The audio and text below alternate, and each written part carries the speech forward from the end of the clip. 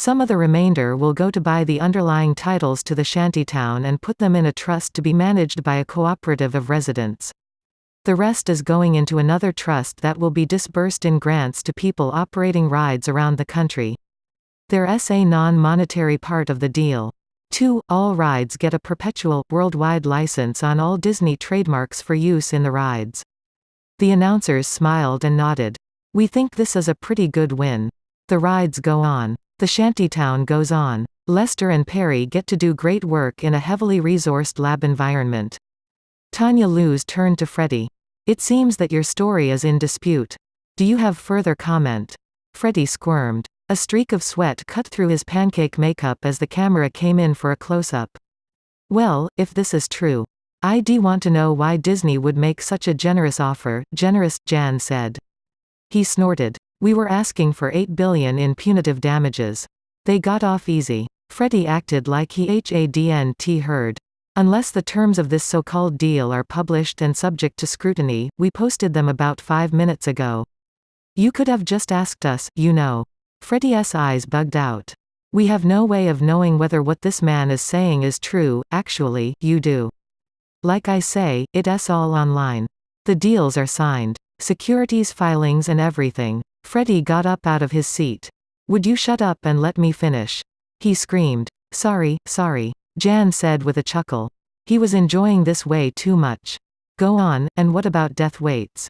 He's been a pawn all along in this game you've played with other people's lives. What happens to him as you all get rich? Jan shrugged. He got a large cash settlement too. He seemed pretty happy about it. Freddie was shaking. You can just sell off your lawsuit. We were looking to get compensated for bad acts. We got compensated for them, and we did it without tying up the public courts. Everybody wins. He cocked his head. Except you, of course. This was a fucking ambush. Freddie said, pointing his fingers at the 2 coiffed and groomed anchors, who shied away dramatically, making him look even crazier. He stormed off the stage, cursing, every word transmitted by his still-running wireless mic. He shouted at an invisible security guard to get out of his way. Then they heard him make a phone call, presumably to his editor, shouting at him to kill the article, nearly weeping in frustration. The anchors and Jan pasted on unconvincing poker faces, but around the barbecue pit, it was all howls of laughter, which turned to shrieks when Freddie finally figured out that he was still on a live mic. Perry and Sammy locked eyes and grinned. Perry ticked a little salute off his forehead at Sammy and hefted his tea. Then he turned on his heel and walked off into the night, the fragrant smell of the barbecue smoke and the sound of the party behind him. He parked his car at home and trudged up the stairs. Hilda had packed her suitcase that morning.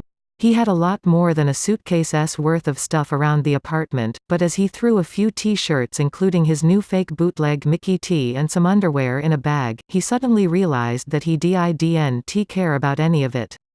Then he happened upon the baseball glove. The cloud of old leather smell it emitted when he picked it up made tears spring into his eyes. He hadn't cried through any of this process. Though, and he wasn't about to start now. He wiped his eyes with his forearm and reverently set the glove into his bag and shut it. He carried both bags downstairs and put them in the trunk, then he drove to just a little ways north of the ride and called Hilda to let her know he was ready to go. She didn't say a word when she got in the car, and neither did he, all the way to Miami Airport. He took his frisking and secondary screening in stoic silence, and once they were seated on the Chicago flight, he put his head down on Hilda's shoulder and she stroked his hair until he fell asleep. Epilogue. Lester was in his workshop when Perry came to see him. He had the yoga mat out and he was going through the slow exercises that his physiotherapist had assigned to him, stretching his crumbling bones and shrinking muscles. Trying to keep it all together. He fired 3 physios, but Suzanne kept finding him new ones, and, because she loved him, prettier ones. He was down on all fours, his ass stuck way up in the air, when Perry came through the door. He looked back through his ankles and squinted at the upside-down world. Perry's expression was carefully neutral, the same upside down as it would be right side up. He grunted and went down to his knees, which crackled like popcorn. That doesn't sound good. Perry remarked mildly. Funny man. Lester said. Get over here and help me up, will you? Perry went down in a crouch before him. There was something funny about his eye. The whole side of his head. He smelled a little sweaty and a little gamey, but the face was the one Lester knew so well. Perry held out his strong, leathery hands, and after a moment, Lester grasped them and let Perry drag him to his feet. They stood facing one another for an uncomfortable moment, hands clasped together. Then Perry flung his arms wide and shouted, "Here I am." Lester laughed and embraced his old friend, not seen or heard from these last 15 years. Lester's workshop had a sofa where he entertained visitors and took his afternoon nap. Normally, he'd use his cane to cross from his workbench to the sofa, but seeing Perry threw him for such a loop that he completely forgot until he was a pace or two away from it, and then he found himself flailing for support as his hips started to give way. Perry caught him under the shoulders and propped him up. Lester felt a rush of shame color his cheeks. "Steady there, cowboy," Perry said. Sorry. Lester muttered. Perry lowered him to the sofa, then looked around. "You got anything to drink?" "Water. I didn't really expect the bus would take as long as it did, you retaking the bus around Burbank," Lester said. "Christ. Perry, this is Los Angeles. Even homeless people drive cars." Perry looked away and shook his head. "The bus is cheaper." Lester pursed his lips. "You got anything to drink, in the fridge?" Lester said, pointing to a set of nested clay pot evaporative coolers. Perry grinned at the jury-rigged cooler and rummaged around in its mouth for a while. "Anything, you know. Buzzy. Guarana. Caffeine, even." Lester gave an apologetic shrug. "Not me, not anymore. Nothing goes into my body without oversight by a team of very expensive nutritionists. You don't look so bad." Perry said. "Maybe a little skinny." Lester cut him off. "Not bad like the people you see on TV, huh? Not bad like the dying ones." The Fatkins had overwhelmed the nation's hospitals in successive waves of sickened disintegrating skeletons whose brittle bones and ruined joints had outstripped anyone's ability to cope with them. The only thing that kept the crisis from boiling over entirely was the fast mortality that followed on the first symptoms: difficulty digesting, persistent stiffness. Once you cool didn't keep down high-calorie slurry, you just starved to death. "Not like them," Perry agreed. He had a bit of limp. Lester saw, and his old broken arm hung slightly stiff at his side.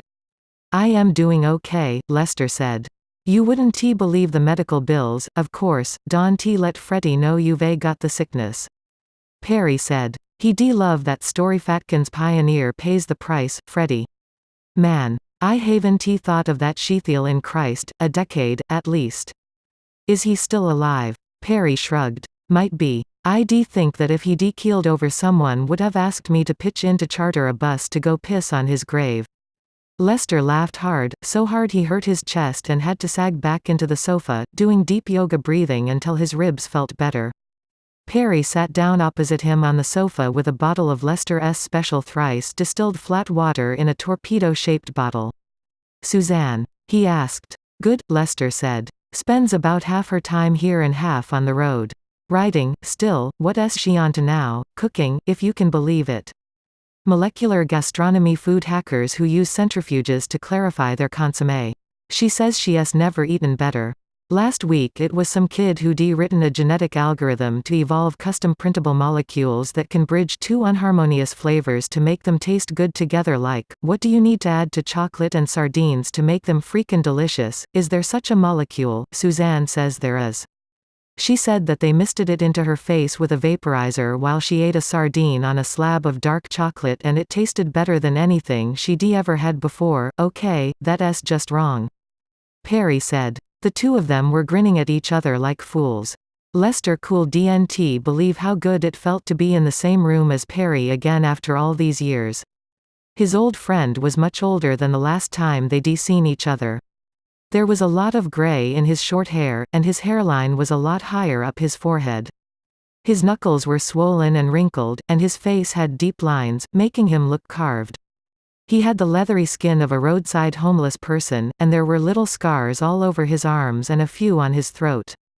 "How's Hilda?" Lester asked. Perry looked away. "That's a name I haven't heard in a while," he said. "Youch. Sorry, no, that's okay.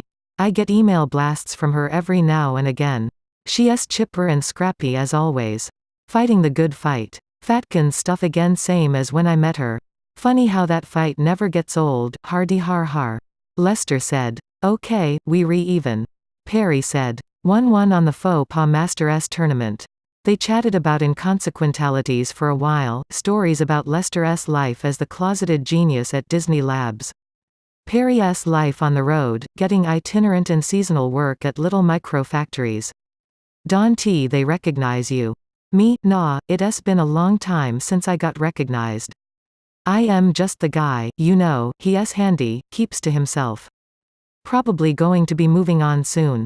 Good with money, always has a quiet suggestion for tweaking an idea to make it return a little higher on the investment, that's you, all right. All except the keeps to himself part, a little older, a little wiser. Better to keep your mouth shut and be thought a fool than to open it and remove all doubt.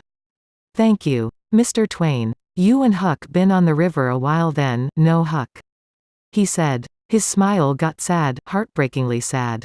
This wasn't the Perry Lester knew. Lester wasn't the same person. Either. They were both broken. Perry was alone, though gregarious Perry, always making friends. Alone, so, how long are you staying? I am just passing through. Buddy. I woke up in Burbank this morning and I thought.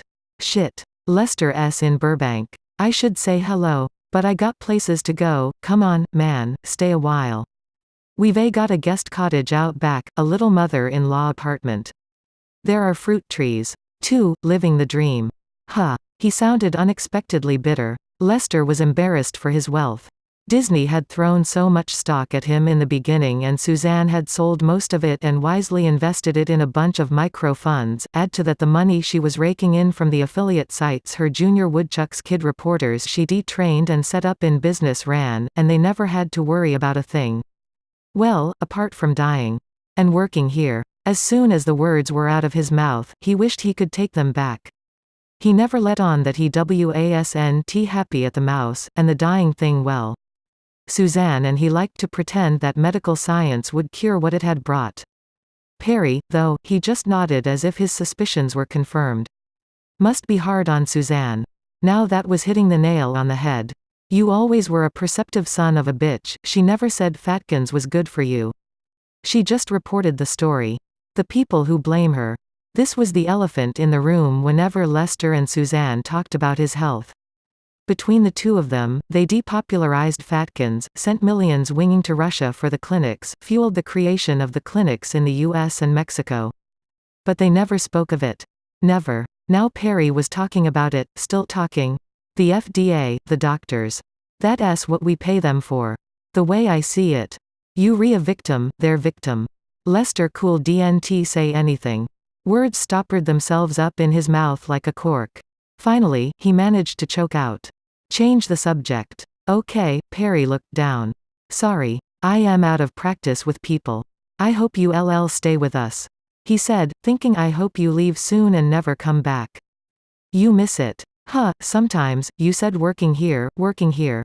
They said that they wanted me to come in and help them turn the place around, help them reinvent themselves. Be nimble. Shake things up. But it's like wrestling a tar baby. You push, you get stuck.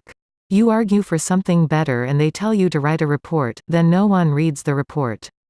You try to get an experimental service running and no one will reconfigure the firewall. Turn the place around. He snorted. It's like turning around a battleship by tapping it on the nose with a toothpick. I hate working with assholes, they not assholes, that's the thing. Perry. They some really smart people. They nice. We have them over for dinner. They fun to eat lunch with. The thing is, every single one of them feels the same way I do. They all have cool shit they want to do, but they can't do it. Why? It's like an emergent property. Once you get a lot of people under one roof, the emergent property seems to be crap. No matter how great the people are, no matter how wonderful their individual ideas are, the net effect is shit. Reminds me of reliability calculation. Like if you take two components that are 90% reliable and use them in a design, the outcome is 90% of 90% 81%. Keep adding 90% reliable components and you'll have something that explodes before you get it out of the factory. Maybe people are like that. If you re 90% non-bogus and 10% bogus, and you work with someone else who is 90% non-bogus, you end up with a team that is 81% non-bogus. I like that model. It makes intuitive sense. But fuck me, it is depressing. It says that all we do is magnify each other's flaws. Well, maybe that is the case. Maybe flaws are multiplicative. So what are virtues? Additive, maybe. A shallower curve, that'd be an interesting research project. If you could come up with some quantitative measurements. So what do you do around here all day? Lester blushed. What? I am building bigger mechanical computers. Mostly. I print them out using the new volumetrics and have research assistants assemble them. There is something soothing about them. I have an Apple Plus clone running entirely on physical gates made out of extruded plastic skulls. It takes up an entire building out on one of the lots, and when you play Pong on it, the sound of the jaws clacking is like listening to corpse beetles skeletonizing an elephant. I think I'd like to see that. Perry said, laughing a little. That can be arranged. Lester said. They were like gears that had once emerged from a mill with perfectly precise teeth, gears that could mesh and spin against each other, transferring energy. They were like gears that had been ill-used in machines, apart from each other, until their precise teeth had been chipped and bent, so that they no longer meshed. They were like gears, connected to one another and mismatched, clunking and skipping, but running still, running still. Perry and Lester rode in the back of the company car, the driver an old Armenian who fled Azerbaijan, whom Lester introduced as Capriel. It seemed that Lester and Capriel were old friends, which made sense, since Lester didn't drive himself, and in Los Angeles, you didn't go anywhere except by car. The relationship between a man and his driver would be necessarily intimate. Perry didn't bring himself to feel envious of Lester having a chauffeured car, though it was clear that Lester was embarrassed by the luxury. It was too much like an invalid subsidy to feel excessive. Cap, Lester said, stirring in the nest of paper and parts and empty health food packages that he'd made of the back seat. Capriel looked over his shoulder at them. Home now. He barely had an accent, but when he turned his head, Perry saw that one ear had been badly mangled, leaving behind a misshapen fist of scar. No, Lester said. Let us eat out tonight. How about Musso and Frank? Miss Suzanne says, we don't need to tell her. Lester said. Perry spoke in a low voice. Lester. I don't need anything special. Don't make yourself sick, Perry, buddy, shut the fuck up. Okay. I can have a steak and a beer and a big-ass dessert every now and again. Purified medicated fatkins chow gets old. My isn't going to fall out of my asshole in terror if I send a cheeseburger down there. They parked behind Musso and Frank and let the valet park the town car. Capriel went over to the Walk of Fame to take pictures of the robotic movie stars doing acrobatic busking acts, and they went into the dark cave of the restaurant, all dark wood, dark carpets, pictures of movie stars on the walls. The maitre d' gave them a look, tilted his head, looked again. Calmly, Lester produced $100 bill and slid it across the podium. We like Orson Welles' table. Please, he said. The maitre d', an elderly, elegant Mexican with a precise spade beard, nodded affably. Give me 5 minutes. Gentlemen, would you care to have a drink in the bar? They sat at the long counter and Perry ordered a scotch and soda. Lester ordered water, then switched his order to beer, then non-alcoholic beer, then beer again. Sorry, he said to the waitress. Just having an indecisive kind of night. I guess. Perry tried to figure out if Lester had been showing off with the C note, and decided that he hadn't been. He'd just gone native in LA, and 100 for the maitre d' when you in a hurry can be much for a senior exec. Lester sipped gingerly at his beer. I like this place, he said, waving the bottle at the celebrity caricatures lining the walls. It's perfect Hollyweird kitsch. Celebrities who usually eat out in some ultra-modern place come here. They come because they've always come to sit in Orson Welles' booth. How's the food? Depends on what you order. The good stuff is great. You down for steaks? I am down for whatever. Perry said. Lester was in his medium here, letting the waiter unfold his napkin and lay it over his lap without taking any special notice of the old man. The food was delicious, and they even got to glimpse a celebrity, though neither Perry nor Lester knew who the young woman was, nor what she was famous for. She was surrounded by children who came over from other tables seeking autographs, and more than one patron snapped a semi-subtle photo of her. "Poor girl," Perry said with feeling. "It's a career decision here. You decide to become famous because you want that kind of life. Sometimes you even kid yourself that it'll last forever, that in 30 years, they'll come into Musso and Frank and ask for Miss What's-Her-Name's table.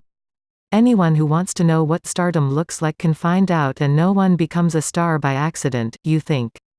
Perry said. "I mean, we were celebs, kind of, for a while there." "Are you saying that that happened by accident?" "I never set out to get famous, you took part in a national movement." Perry. "You practically founded it. What did you think was going to happen, you saying that we were just attention whores?" "No Perry, no, we weren't just attention whores. We were attention whores and we built and ran cool shit. There's nothing wrong with being an attention whore. It's an attention economy.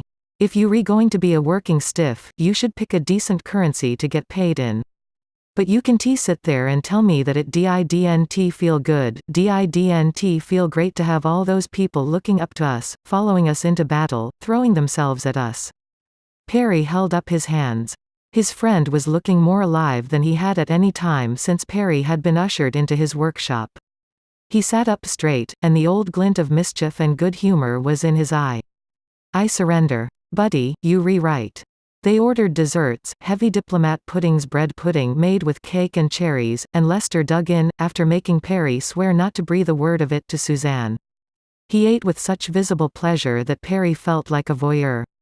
"How long did you say you were in town for?" "I am just passing through," Perry said. He had only planned on maybe seeing Lester long enough for lunch or something. Now it seemed a foregone conclusion that he'd be put up in the guest cottage. He thought about getting back on the road.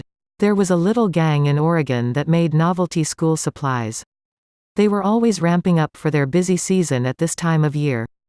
They were good people to work for. "Come on, where you got to be? Stay a week. I'll put you on the payroll as a consultant. You can give lunch hour talks to the R&D team, whatever you want." "Lester, you just got through telling me how much you hate your job. That's the beauty of contracting, you don't stick around long enough to hate it, and you never have to worry about the org chart. Come on, pal, I'll think about it."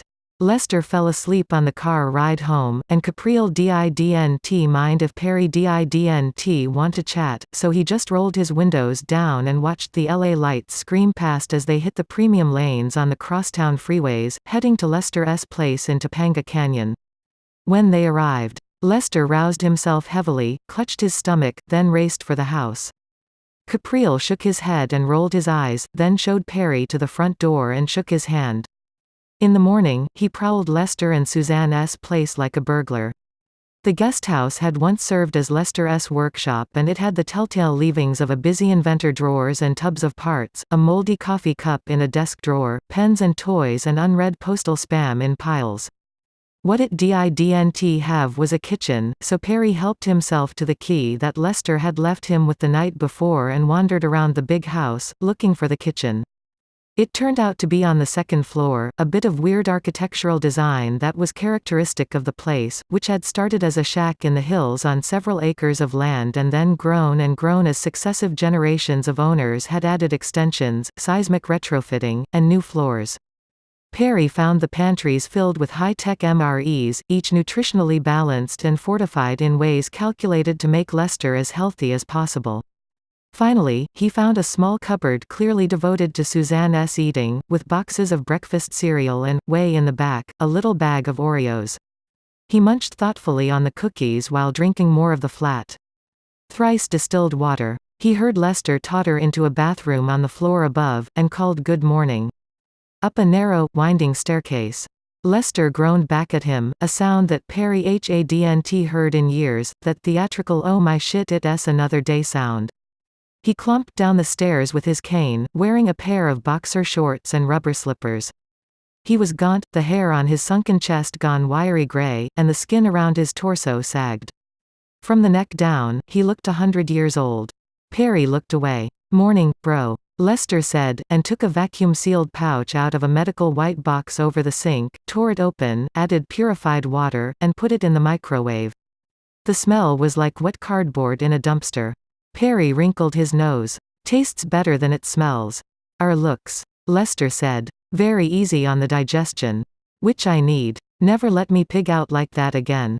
Okay. He collapsed heavily into a stool and closed his sunken eyes. Without opening them, he said.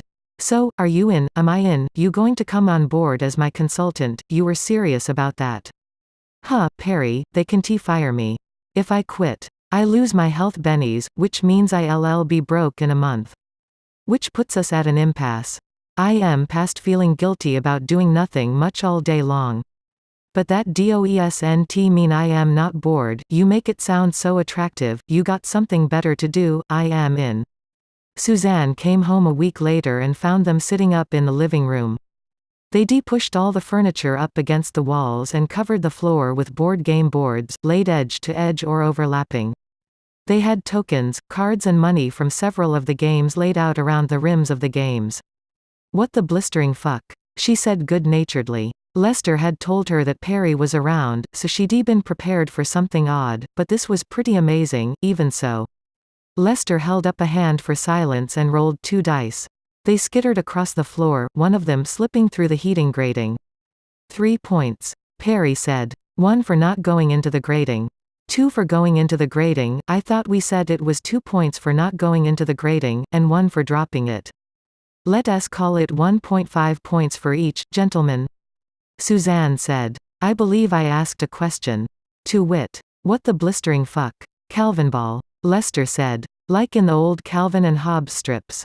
The rules can never be the same twice, and you're supposed to wear a mask. Perry said. But we kept stepping on the pieces, no peripheral vision.